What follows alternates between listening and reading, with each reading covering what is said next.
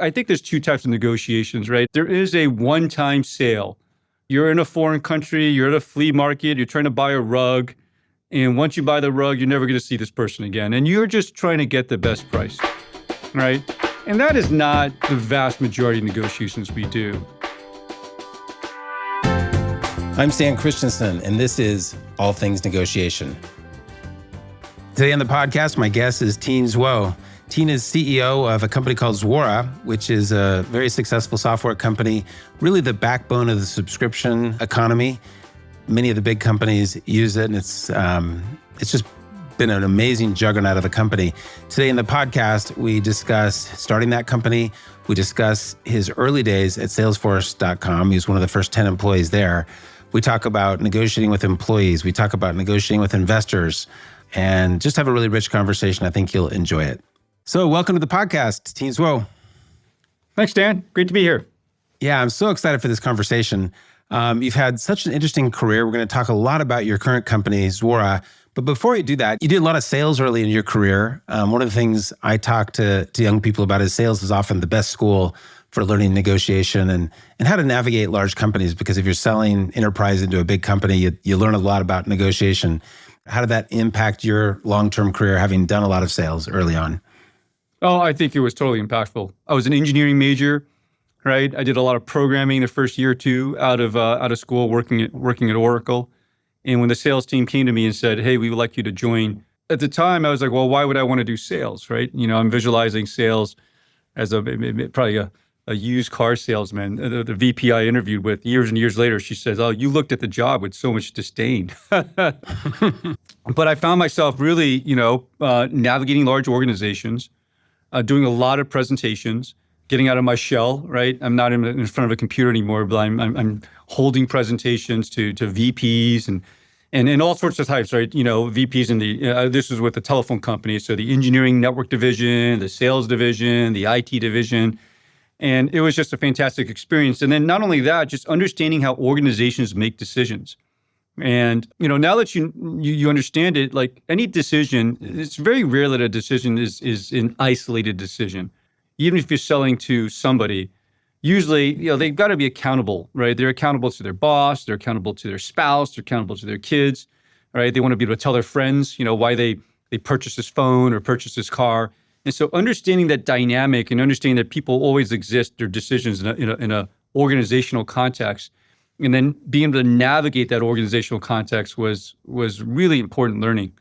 Yeah. Well, you had an opportunity then to leave and start your own company, Zuora, and just congratulations on all your success. You've built this from a startup to a public company. You more than I think any person I know of in Silicon Valley are kind of the poster boy for subscription software and recurring revenue businesses. So congratulations. Are there lessons from those early days at Salesforce that once you got to start your own thing and serve as the longtime CEO that translated and that you picked up on? Yeah, at the end of the day, you're talking about negotiations, there is a deal, right? And the deal could be certainly selling somebody some software and asking somebody to purchase your software, right? Either for $5,000 a year or for $1 million a year. There's certainly a deal when you're hiring employees. Right, there's a contract, right, that says, "Hey, come join us, and this would be your salary." But there's a bigger vision about the mission, the work, the vision, and there's certainly the deal when it comes to fundraising. Obviously, right, you're striking a deal with a venture capitalist that's going to put money into your company. And I think the lesson from Salesforce is, we used to talk about ground war and air war. Right, where look, the deal is the actual ground war. It's the hand-to-hand conversations, right? Maybe these days it's win-win deals, right? So maybe war is not the best analogy, but it's about like trying to find that win-win transaction one-on-one. But then there's an air cover, right? There's an air cover to it that says, well, what's the bigger picture that you can create? And at Salesforce, we spent a lot of time working on that air cover, right? The end of software, how software is going to shift. We painted a picture of the future that we were all going towards. And that that gave us a huge amount of tailwind if you're a salesperson actually trying to close a transaction, or if you're a recruiter trying to close a candidate, and as some examples. And so we brought that concept into our new company, and we said, look, what is the bigger picture, right? At the end of the day, we got some billing software and we know the value, but what is the bigger thing that's going on? That's the trend that's making what we do highly relevant and making every company need to sort of pick up their head and say, hey, this is something I need to focus on that. So we did heavy evangelism of a shift in business models. Eventually, years and years later, we even put that into a form of a book. I was pinging one of our customers that just went live with our software, and they said, look, 2 years ago, we read your book, and we brought a lot of the concepts into our organization, right? And that's what we mean by having either tailwinds or air cover. So we're actually there trying to sell our software, right, that we've already hopefully have won 50, 60, 70% of the battle. So that would feel great to me as a salesperson. You've got, someone that is actually providing that air cover for me so I can go in and do the hand-to-hand combat and close the deal. You brought up so many things that I want to dive into. I'm especially interested in the startup phase, let's call startup phase 0 to 100 employees. Sure. And how that, being a CEO of a company 0 to 100 is the same or different than 100 plus. And just talk about what you've learned there in kind of negotiations. Well, I could take that in different ways, right? One is maybe with negotiating in terms of signing up customers, but let's look at it in terms of how to influence the organization, right? That's a form of negotiation in itself, right? Negotiate isn't always just like, hey, here's a commercial transaction, right? There's always interactions and deal making and hey, horse trading or trying to get people to do what you want. And so if you just look at it purely as how do you, as a CEO founder, get the organization to do what you want, it is very different once you're sort of past 100 employees, right? In the early days, you have so much influence and you have so much time with each individual employee and each individual project team that you can almost use your founder status, your vision, your force of will to kind of drive the organization all in one specific direction. But once you get to like 75, 100, 125, you just can't do that anymore, right? There's just not enough hours in a day. Right? You might be meeting with a project team once every 2 weeks or once every month. And so you go into a meeting, you think you have buy-in, everybody's going this direction. And then 2-3 weeks later, you check in with them and they're off in a different direction. You're like, well, how did that happen? It's because in the intervening times, right, they had other ideas, they have other influencers. And so what I learned is at 100 people, it's the same technique. It's the same technique of what is the broader vision that gets the organization to move in a specific direction, knowing that you can't be in every single meeting, in every single conversation. Then how do you make sure that your exec team, your leadership team, the folks that report directly to you are aligned on that because you need to count on them to send the same direction, down the chain, if you will. And so there's a little bit of a, hey, as a founder, you can set the overall tone. This is the strategy. These are the priorities. Here's what we have.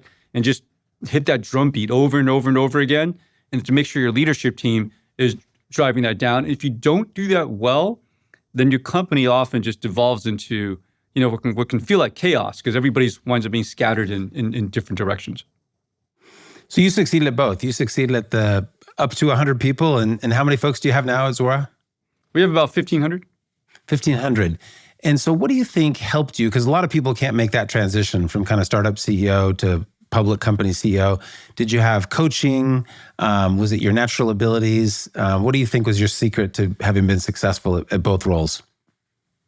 Well, one thing I'd probably say it was not my natural abilities. So my natural abilities are probably more geared towards ideas, small team, getting things going. And so definitely really had to learn how to scale. I did have a coach. And my coach had a very effective system in place that involved a 360 where he's got a framework of 46 competencies, which is a lot of leadership competencies. I almost called it like, the Boy Scout badges where there's all these badges you can get. But look, no one's really good in all 46. And so you have a process to identify the most important things. By the way, we're putting all this into a book for founders that we're calling Founder Keepers. The idea is that, hey, as a founder, there's definitely distinct personality aspects that made you really strong and caused you to be a founder, that if you don't master a whole set of other things, it'll be hard for you to scale. So we are taking Rich's process, Rich Hagberg's is his name, and putting it into a book. But the things that I had to learn were how to turn my exec staff into an actual team, versus what I call hub and spoke management, that our visualization of management often is one-on-ones versus team building, and that's problematic. I had to think about how to build systems, structures, and processes. Right. I had to learn how to. A strategy is not me going into a cave and coming out with the tablets. Right. Strategy is a dynamic process that many people have to be involved in so that they get buy-in and you get the best ideas. And because as the organization grows, there's more complexities. You do lose touch with the day-to-day aspects of the business. It's impossible for you to see the entire business, but you can certainly see it through the eyes of your key, the lieutenants. And how do you learn how to do that? And how do you allow them to build the strategy? You can certainly guide it, but they have to feel like, hey, they put the strategy together. These are all the things that I had to learn to continue to scale the organization. And when will the book be out? The book is hopefully going to come out in June, and it's called Founders Keepers. And Great. We'll look forward to. I think if you search for it on Amazon, I think it's there for pre-order already. We can get the wait list. Good. Well, let's talk about it. It can't have all been easy to get to 1,500 people, all the success that you've had. How did negotiation, you must have done reorgs organizationally. Those are always tough at public companies. Any stories about negotiating reorganizations and getting buy-in that would be helpful for other managers? Yeah, it feels like a big theme of this call for negotiations is we all visualize negotiations often as a one-on-one, right? A type of conversations. And in many ways, the themes of this call, this conversation, this podcast has been more around the organizational aspects, right? Yep. So how do you negotiate with an organization is maybe one way to frame it. And there are a set of skills that were in the 46 competencies that I talked about that Richard Hackberg came up with. And one is, handling resistance to change, right? One is facilitating a resolution of conflict, right? That can certainly happen. One is sort of inspiring folks with a vision for the future and creating meaning in what we do. And those are all really important skills because it's one thing to say, hey, we want to go redo this organization and it's the right thing to do. And you might have all worked out why in your head. But if you don't take your organization along for the journey and help them understand why and help them translate that into their day-to-day work environment, then it doesn't stick. It doesn't land. Right? They will wake up tomorrow and do the same thing they did yesterday. And so managing change in an organization winds up being a really, really important skill. And, you can certainly do that on a one-to-one basis, but if you have 1,500 employees and you're trying to do that at scale, and you want to create an environment where everyone is reinforcing, right, the vision and the strategy with each other, then it is a very specific process and technique that you have to do. Any specific stories? Sales is always the tough one. Lining up sales and product. I'm guessing, don't want to put words in your mouth, but I'm guessing that always hasn't been smooth at the company and getting those two groups to align. Any negotiation stories from getting sales and product to work together, or has that always gone smoothly for you guys? Oh yeah, I don't think there's any company where that goes smoothly. Look, I think again, early days, if the listeners are in a company that's only 30 to 50 people, just get in a room. You get in a room and you argue it out, right? And there's enough interaction for that to happen. But once you're at scale, if you're still operating like that, there's not enough hours in a day to do that, right? It would just destroy the company because you would spend the whole time just arguing about stuff versus, building product or working with customers. And so you've got to create systems where they do that. Now, the challenge is when that happens, everybody comes into that conversation with their own point of view, right? Sales is always going to say, look, we're trying to sell this, but it's the product. It's broken. It doesn't meet what our customers want. And the product will always say, well, that's not exactly what we intended it to do. And so why did you sell it like that? And so, look, I'll tell you, in the age of this post-COVID stuff where a lot of our conversations are on Zoom, and the Zooms are allocated for 45 minutes or 60 minutes, what I observed is to get two sides to work through on a deeper, meaningful level, like they only start to listen to each other at about that 1 hour mark, maybe the 90-minute mark. They need to spend 30 minutes just telling their own point of view. And then the other side is going to say their point of view. And then they're going to go back and they're just going to repeat their point of view. And so you really have to take a step back. And there's certainly techniques that can do this, right? Benioff uses the V2 MOM technique to align, okay, let's all write down our vision statements and then synthesize our vision statements. And it forces folks to listen to each other. But that doesn't happen in a 1 hour meeting, right? In a 1 hour, it feels like things are really, really starting to go and people are really starting to listen to each other. And the last thing you want is that Zoom meeting to end because everyone's got to scatter into other meetings. And so really getting both sides to listen to each other, I call it I use the parable of the elephant, right? The three blind men and an elephant where, hey, you're going to see it like this and you're going to see, a snake? And you're going to see it like this, you're going to see a tree. And you got to spend time for people to put all those elements on a whiteboard together and step back and say, okay, we truly understand what's going on right now. We're targeting the wrong customer or we're setting the wrong expectations, right? Whatever it is that we're actually doing that's causing the problem. And you just find that as the organization gets bigger, having a disciplined process to work those things out becomes really important. So let's dive into the tactical of that. It's so interesting. You say, hey, it takes an hour to get in. It's hard to do Zoom calls for more than an hour. So how have you managed that? Are you just longer Zoom calls or try to get people together more often? Or what's been the antidote? Well, one thing that I've certainly done, I like offsites. And at a bare minimum, I try to do every quarter. But sometimes I'll do it once a month. Once a month might be aggressive as a public company, but we would do 2 months, right? The 2 months out of the quarter where we're not having an earnings call. A 1-day offsite where we only line up 2 strategic topics, right? And look, if it turns out that you talked and you figured out everything in 2 hours and you can have the time back, it's almost never like that, right? Yeah. And so you need to create the time and space to do so. I think I read somewhere that Jeff Bezos only has when he was running Amazon, 2 meetings a day, and the meetings were 4 hours each. And that was oh, wow, that makes a lot of sense to me. All right, he's probably letting the hour-long operations meetings happen in a different context. And I'm sure he joins those too, right? But it's the richer meetings where we're identifying, points of friction and conflict and existential questions like who it is that we're really selling to, what are we building the product for, how do we make sure we're well aligned on that, and that just requires time and energy for folks to work together on. So interesting. You also mentioned conflict resolution as one of the sort of 46 key skills. How do you feel you've evolved in terms of, because the job of a CEO is a lot about conflict resolution. How do you feel you've evolved and what helped you evolve? And give us any shortcuts as other managers listen to this. Well, this is probably specific for founders, but we definitely, in Rich's research, he's worked with about 200 founders now, and after working with about thousands and thousands of just general executives. And founders are drawn to ideas, right? Founders are really, trying to find the next big idea. And sometimes the messy aspect of human relationships and emotions is something that they try to avoid.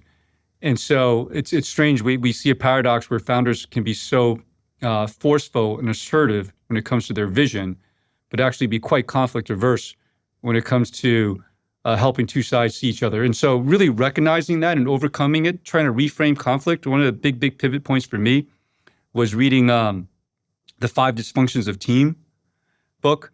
And they have this phrase there that talks about, this is Patrick Lencioni's book, conflict mining. And so that phrase oh, my job as the leader in a team meeting is actually to mine for conflict, to find the conflict and spot the conflict. And then my job is not necessarily to solve the conflict, right? It's to put it on the table and to get the team to work through that conflict. And if you do that on a repeated basis, the trust level of the team actually goes up because they're when there's conflict, we know that, from past history that we will do a good job resolving it. So now I'm more comfortable putting my issues on the table, and it just creates a much, much richer teaming environment. And that was a lesson that I really had to learn.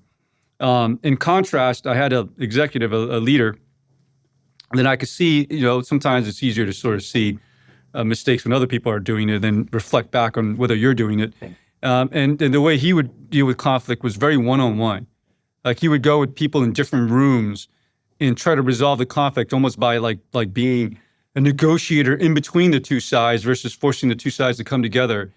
And I found that never really worked, right? Maybe you would get a false consensus, and then, the issue was still there and it would just flare up again in another 30, 60 days.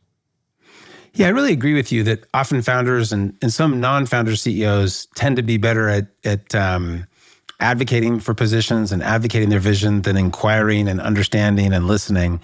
And so they tend not to have to learn that sometimes. And then sometimes they actually unintentionally take sides, right? It's they're just listening to both sides and saying, which side am I going to weigh in on? Who's right? And they'll just make a call. You're right. You're wrong. And then the person who was wrong feels like, oh, you didn't really listen to me. I didn't really get my voice heard, right? And then you don't really get true buy-in.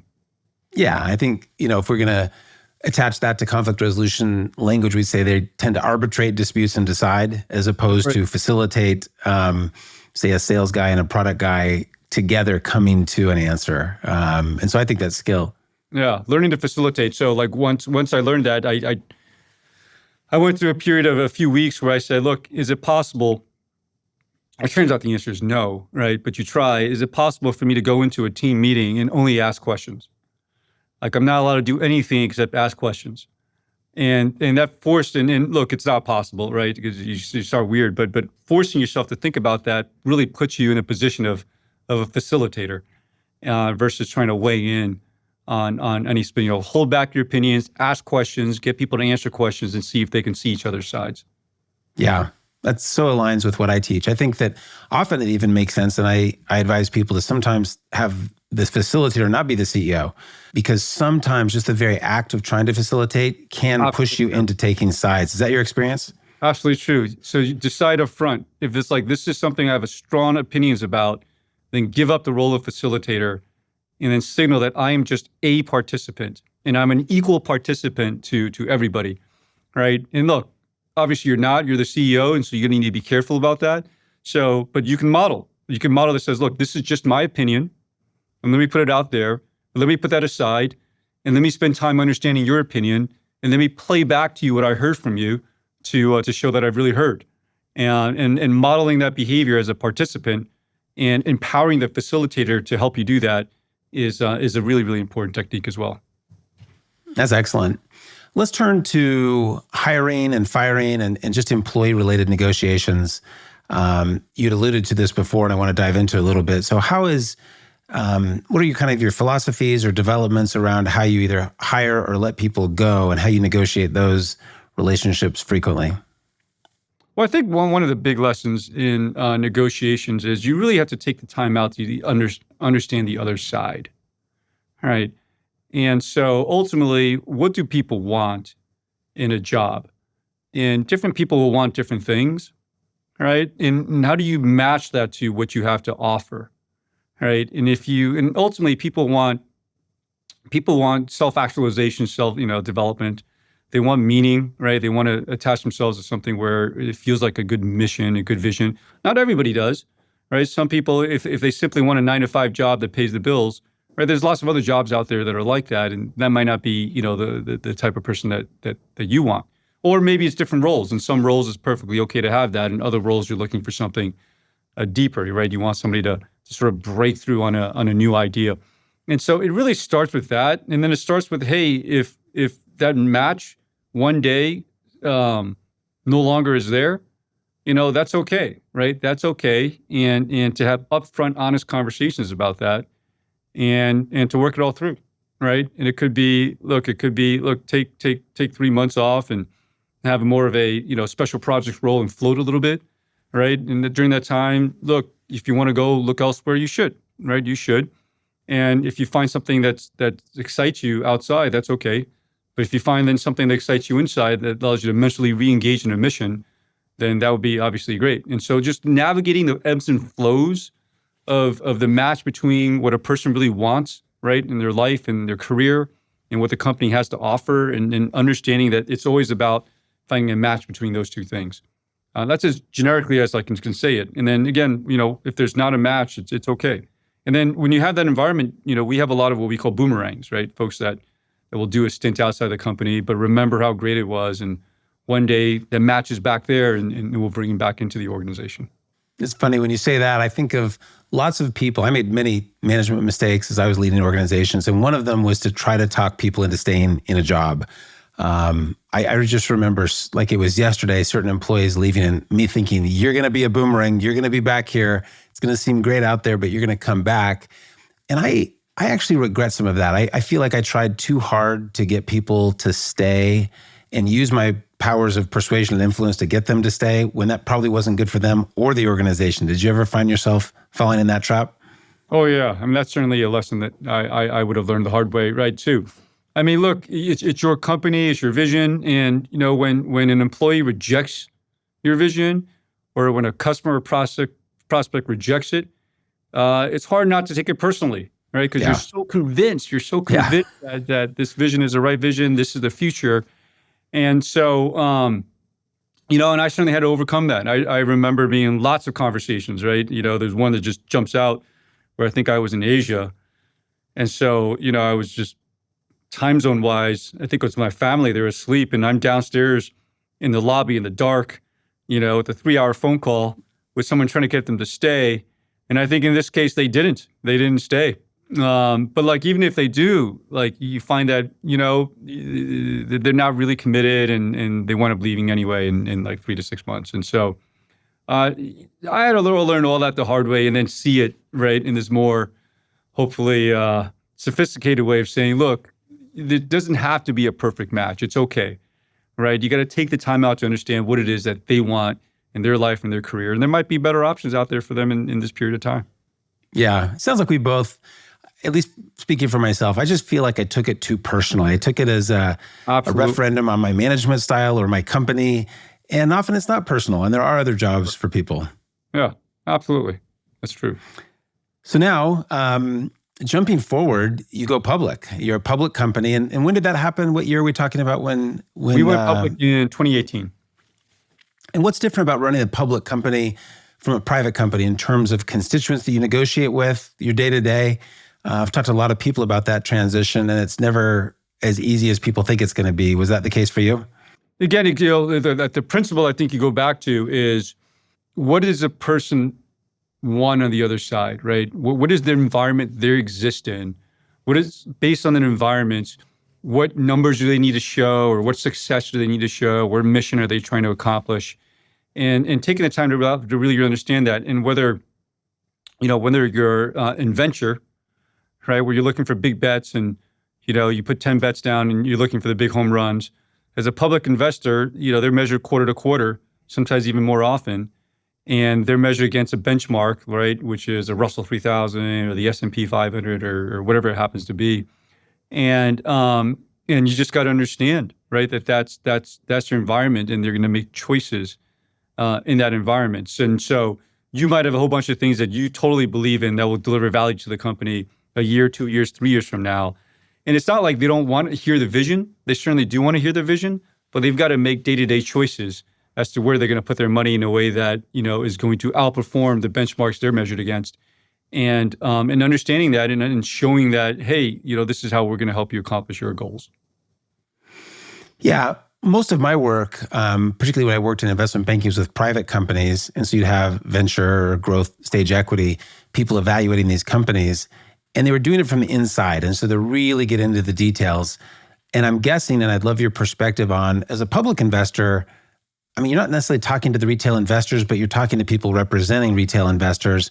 I'm guessing you have to really simplify the message. And is that harder? Is that easier? How did you find those negotiations? Well, it is very, very different, right? Because you can't ask them to get to a level of detail that perhaps your private investors are able to do. And so if you net that down, that really means that you have to have a fairly simple, predictable business model, right? And if you haven't built your company, and to a certain extent, if you look at our performance in our public markets, we're not as simple yet, right? We still have a lot of ups and downs. We still have a lot of complexities in our business model. We sell to bigger companies that there's ebbs and flows associated with that. We live in a dynamic environment where, hey, subscription economy surges in some industries, and it's got friction in other industries as they work through. Everybody believes that, hey, this is the future, but the path from here to the future is not necessarily a straight line. And that makes it harder, right? That makes it harder for someone that says, look, I'm looking for a system that's just much, much more predictable. And it's something that you have to work through. I know you and I have talked about, I think you're currently in transition, or have you undergone another transition and taking the company private? Has that already happened? Yeah, so this interview is happening in a very interesting time, this podcast. And so we did announce that the board is recommending to the public shareholders that we accept an offer from a private equity firm to take us private. And, and so we are in that process, but you can sort of hear echoes of what I'm saying in terms of, hey, if you have a very predictable business model that works in a public market setting where you set a set of expectations and it just sort of happens, then that's one end of the extreme. And if you're the other end of the extreme, which is more of a private, the extreme of that is going to be a Series A, venture investment where you're not quite sure. Where do you exist on that spectrum, and how do you make sure that the investment group that you're attracting is aligned to that is an important part of continuing to grow companies. So could I extrapolate from what you're saying that if you have a complex business model, better be private, and you'll spend less of your time pulling your hair out trying to simplify something that's actually complex to public investors? Is that a fair summary? I think there's one dimension. There's certainly other dimensions to consider, right? Liquidities and other issues, right? Do you need cash? But that's one dimension. Let's talk about, you're going private again. You have an investor. You've raised lots of private capital in the past. Any stories from raising capital, either the early stages of venture or mid-stage, where negotiation played a role that you'd like to share? Yeah, what I find is a lot of people, I talk to a lot of founders these days that are trying to raise money. It's even different when you're doing the first couple of rounds, right? What they call the seed round, the A round now versus the late stage rounds, right? They're different investors with different goals, different objectives, and different needs.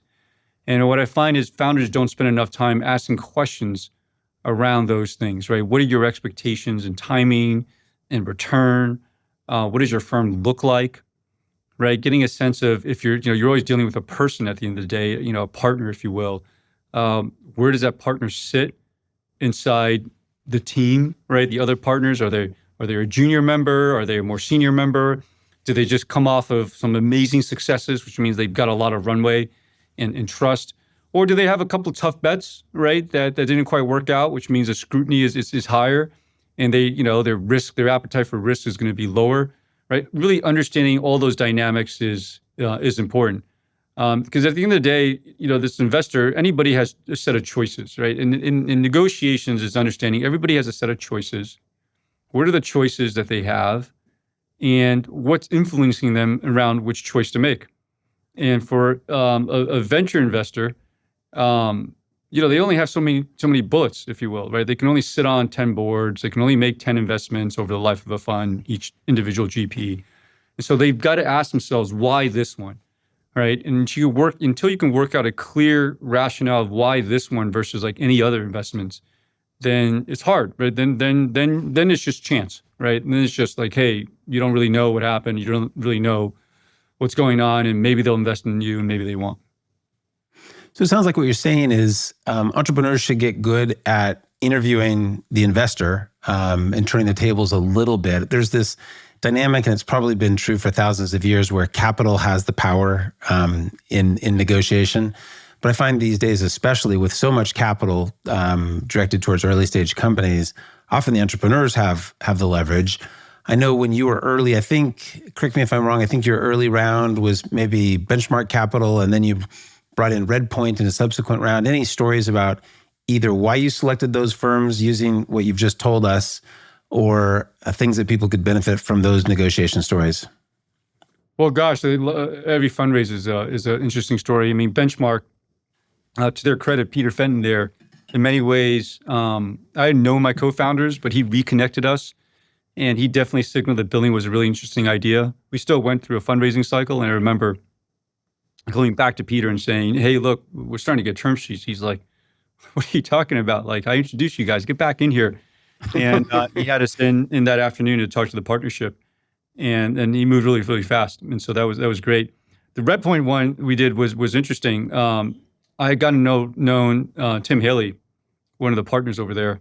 Really good guy. I think going way back, they were expanding their partnership at the time, and so they wound up interviewing a bunch of folks, and I got to know the team pretty well, right? And ultimately, I was like, look, I don't know that I'm a venture capitalist. I'm an entrepreneur, right? And but then years later, when I was doing my B round, I remember that, and I remember, hey, this is a group of people that I love to be able to work with. So I reached out to Tim.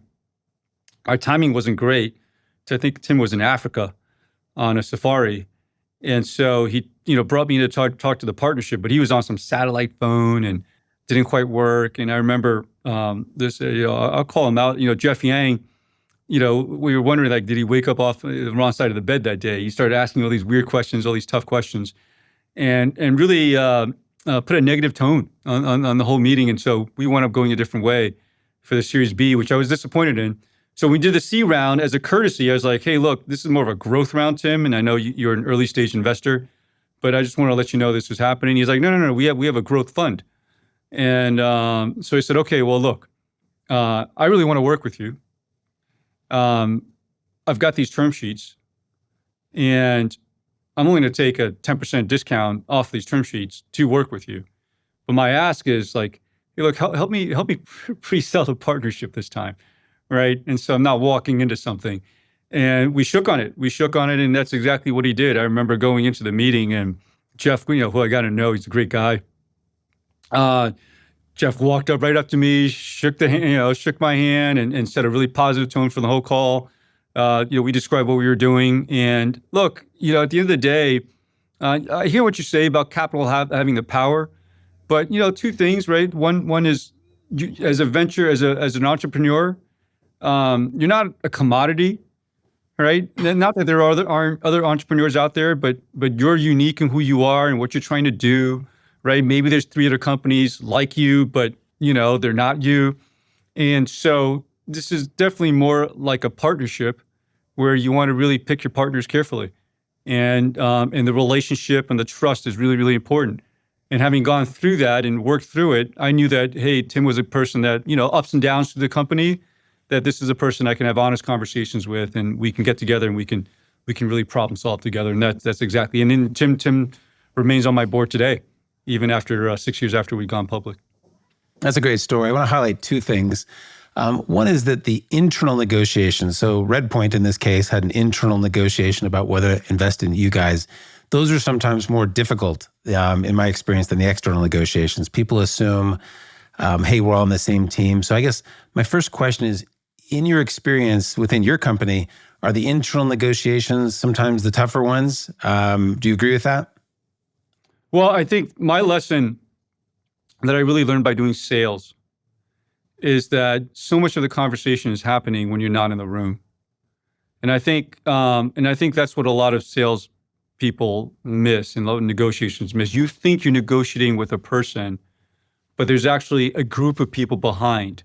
So in a venture capital context, you think you're negotiating with the GP, but the GP's got to go and talk to the other general partners, and they have a deal review. And what I learned in sales is, again, the sales profession has all this language around this, right? A champion, a coach, and hey, that person has to go in and advocate for your deal, your solution versus, say, a competitor's solution.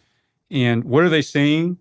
How committed they are to you? Do they have the ability to navigate that conversations, right? And just because you convince the person that you're talking to doesn't necessarily mean that you've given them the tools and the narrative and the rationale to go convince a broader group inside the company. And so really thinking about that is really, really important. I mean, what's funny in an internal context is of course, it's the same inside of a company. Right? Whether it's a bunch of employees at the water cooler, right? What are they talking about when you're not in the room? Or what I find is the strangest thing is salespeople, as soon as you ask them to deal with their own company, it seems like all their sales skills go out the window. They forget it. Look, it's nothing personal. There's just a group of people. You have to have access to power, and you have to understand what the narrative is, and you have to understand what the choices are. And you know how to do this, right? You know how to convince the organization to get what you want. And so just go do it. So yeah, there's so much to unpack there. We could do an hour on internal versus external negotiations. I think that one reason I agree with you that internal are often more complex. the reasons are the following, some of the reasons. Number one, we don't assume we're in a negotiation. We assume that because we're all on the same team, we're not seeing things different, but individuals have different interests than other individuals and organizations. Do you agree with that one? Totally. We're just all people existing with a bunch of other people. Yeah. And the second one from your Red Point story that I thought was so good, which is you helped Tim go in and do his internal negotiation. I'm dealing with one right now, a company I'm on the board of, and we're selling into a large insurance company. And helping that champion prepare for his negotiation with his counterparts has been the key. And I think that most salespeople don't do that. I think that the direction you're giving listeners is so good, which is it's your job to help them with their internal negotiation and make their life easier. And then you're going to get the win. Then you're going to get the relationship. You're going to get the sale. Well, my extreme example here was we were selling to Dell, the company. And it was John Van Sant, in case he's ever listening to this thing. And he's going in, and there's a committee making this decision. And all my information is telling me everybody on the committee is against using us. And so I was like, tough place to start. Sales, the head of finance, the head of technology. And it's a head scratcher. I'm calling John, before he goes into this meeting. He's like, John, I don't get it. You got to go in with this message. And he's listening. He's like, look, you don't understand, right? It's not that at all. It's like, what do you mean? And it was something about compliance, and Dell got into trouble with the SEC. I'm just going to go in with something because I know the people, I know what they care about. I'm going to put this on the table. I'm going to say, we have huge compliance risk unless you let me do this. And no one's going to object. And he was right. He was right. I heard that and I was like, all right, okay, this is a person that knows that he doesn't need my help, but he's got it under control. But it's all about that, right? It's all about, because usually it's the opposite. It's the opposite. You think you have it all, and they're going in with the message, and they come out and they're like, oh, I couldn't do it. I couldn't sell it. And because, you didn't really ask the right questions. Yeah, I can remember another example comes to mind where I was an investment banker. We were selling a company. SAP had agreed to buy the company. We were literally at the final day. The Salesforces of both companies had been shipped to a third location. They're getting off the planes. They're going to the launch meeting. And one of the board members at SAP killed the deal. And without taking too much time, we had not done the internal work to make sure that the whole board was on board, at the risk of mixing metaphors here. And so you just have to do that. You have to figure out what's under the hood to the other guy driving the car. Otherwise, you're just vulnerable. And I think people don't learn that in business school. That's why I like to think of, just assume that all decisions are really organizational decisions, right? And even if, I hear in Japan when they're selling a car, all right, even if they know, just that society, the husband walked in the dealership, they know it's not the husband's decisions because you only get one car, right? You only get one car for the whole family. And guess what? It's going to be like whatever the family needs, the kids, the spouse, and you just got to know that. You got to know that environment. And so everybody's like, you got to figure out who else is going to influence this decision, who else is influencing this person. And asking the right questions is important. Yeah, that's so good. We're just about out of time. A couple just quick questions to finalize.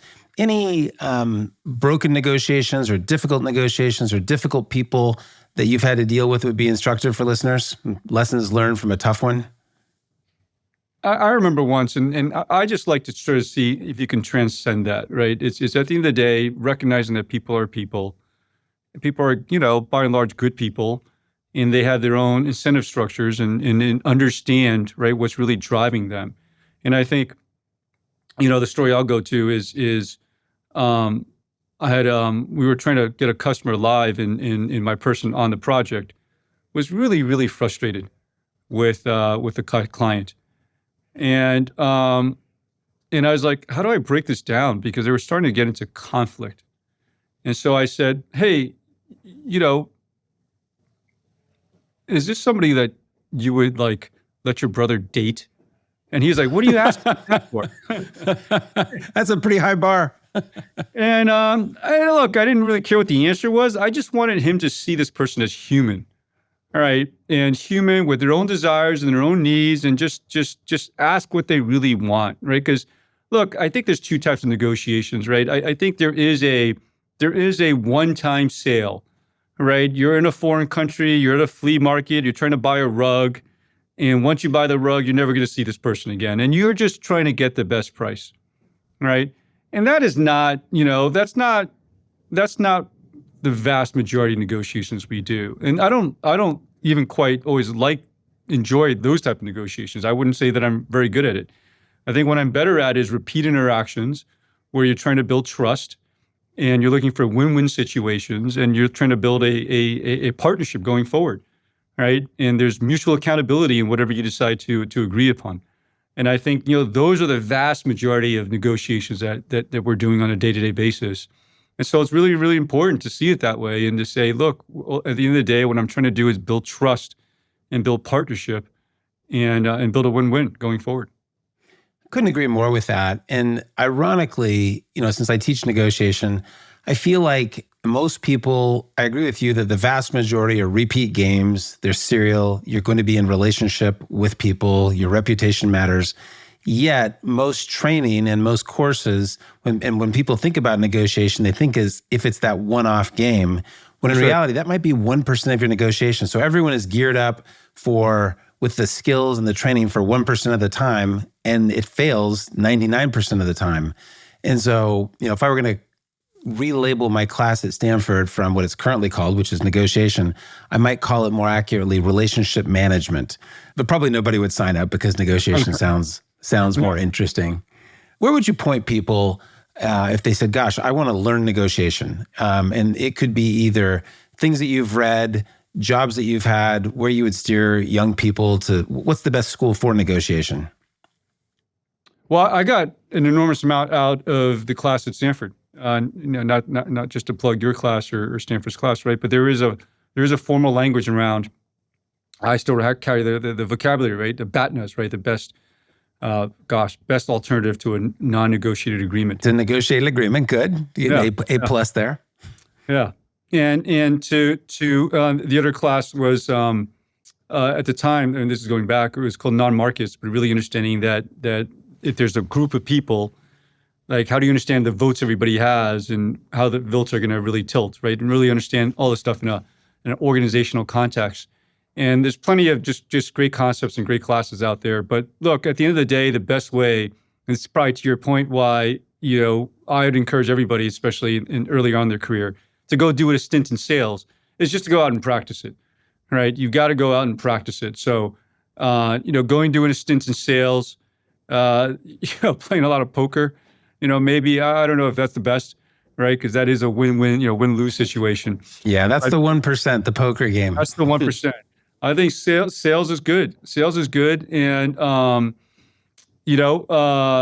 sometimes like business development, right? I'm not talking about like sales development reps or deals where it's not a price list, right? Where you have to start with a blank sheet of paper, build a term sheet of what you want and what I want, and how do we match that up, right? Going through a few of those cycles is really, really important. And later on, if you're an entrepreneur fundraising, or if you're a large company, or you're trying to sell a company to an acquirer, right? All those things are going to come into play, and all those skills are going to be incredibly useful. As you're saying that, I'm thinking about personal negotiations. Well, I probably spend more time negotiating with my wife and kids than anybody. Do you find that the lessons that you've learned in business apply to your personal life? And how would you say you are as a negotiator in a family context? I think in a family context, my advice is always, you got to let the spouse win. So probably go full circle right back to the Benioff story we started with, right? And so, if let's make sure she gets what she wants first in my family, and then, then I'll be able to get what I want to. As I remember the Benioff story, it was you let him have your way. And so I don't know if your wife would say, Tien's really good at letting me have what I want as long as he gets his way. Well, good. That's a good place to end. This has been a great conversation. Really appreciate your time. You've been generous. Running a public company is more than a full-time job. So thanks for taking the time with us today. Okay. Thanks, See you later. Bye. All right. Thanks for listening to All Things Negotiation. You can subscribe to the show on Apple Podcasts, Spotify, or your favorite podcast app. If you enjoyed the show, please consider giving us a rating and leaving a review, which helps others find the show. The show was produced by Benny Beausoleil. Original music by Peter Breinhold. Design by Aubrey Benson. Thanks for listening.